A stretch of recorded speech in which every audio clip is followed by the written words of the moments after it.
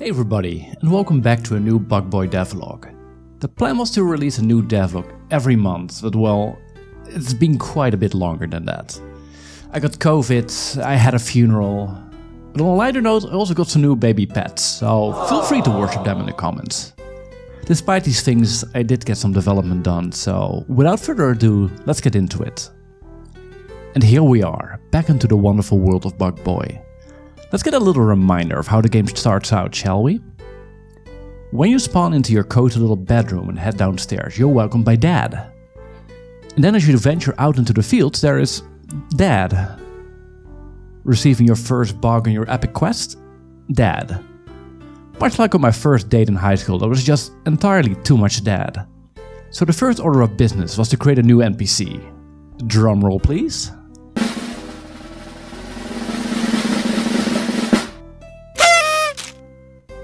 Meet the entomology professor, the grizzled old village wiseman who dedicates his life to researching the creepy crawlies that make their home around Spider Town. He will give you your very first insect to train, instruct you on how to catch and research these insects, and will send you on various quests. I created the base sprite and A sprite, and then continued to create his animations in the 4 cardinal directions. I was pretty pleased with the result, to be honest. After I was done pixeling the professor sprites, it was time to import our little guy into our project. I loaded the sprites as sprite sets, so he was able to animate. Instead of directly assigning these sprites to our professor NPC object, I configured the sprite sets in an enumerator, telling the object what sprite to use when what conditions are met, like looking left or walking down. And as per usual, I managed to mess this up, resulting in some very wonky results. After fixing this, it looked quite a lot better, and I'm pretty pleased with the result. Even having just one new NPC makes a massive difference on the variety of the game. When I started out this project, I chose for a more minimalistic approach for this game, so I could actually finish it. And seeing how I can create a new NPC and include him in the game in less than an hour is definitely a success. Keen observers may also have noticed a new object in the entomology lab, a chest. No video game is complete without openable chests. In order to keep a sense of progression, the main character needs to be able to acquire new items to unlock new abilities in the game.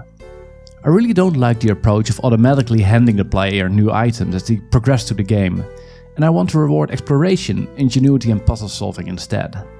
That's why I decided on hiding chests throughout the world, often locked behind challenge areas. Aside from main items, I also like to litter chests with consumables around the world, helping out with combat.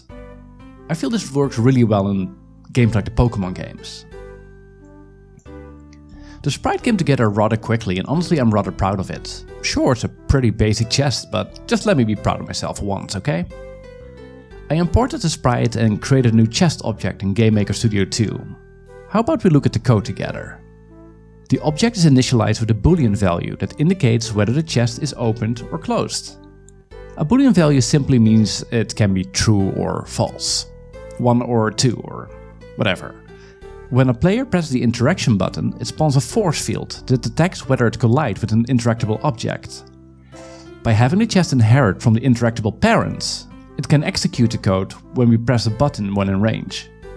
The code itself is pretty simple. When we are interacting with the chest, it checks whether the chest has been opened yet. If it is open, we do nothing. But if it's still closed, we change the sprite, set the boolean open value to true, and add the configured item to the player's inventory. We configured said item by simply adding its name to the object. The add inventory script will then find all the item properties in a big JSON file that holds all the file information. JSON just stands for JavaScript Object Notation. It's basically a big text file. I was very pleased to see that the item cutscenes work without any extra work when an item has a unique property. I just love it when a plan comes together. In the comments of my last devlog and in my Discord server, link in the description by the way, I got some requests for me to show my code. I've made some improvements to the cutscene system, so it could be interesting to prove its prowess by creating a new cutscene live on video. A small disclaimer here is that over the years I've pretty much watched every video game coding tutorial under the sun. So if my system looks similar to one of the popular Gamemaker channel is teaching, there's a good chance that I got the basics from there and adapted it to my own game. I honestly don't remember where every line of code came from. Us developers base our coding practices off each other's frameworks, no need to reinvent the wheel every time. That being said, let's get to coding. Hey everyone, this is me from the future. So, little issue, while recording the live demo, my CPU melted. My computer is broken and I can't boot it up anymore. All the files of this devlog, inaccessible. I do use cloud storage, but it hadn't finished syncing yet. I lost everything. Okay, the game, I use source control, is still accessible. The only reason I was still able to upload this is because I uploaded a premature version to YouTube as an unlisted video to show my girlfriend.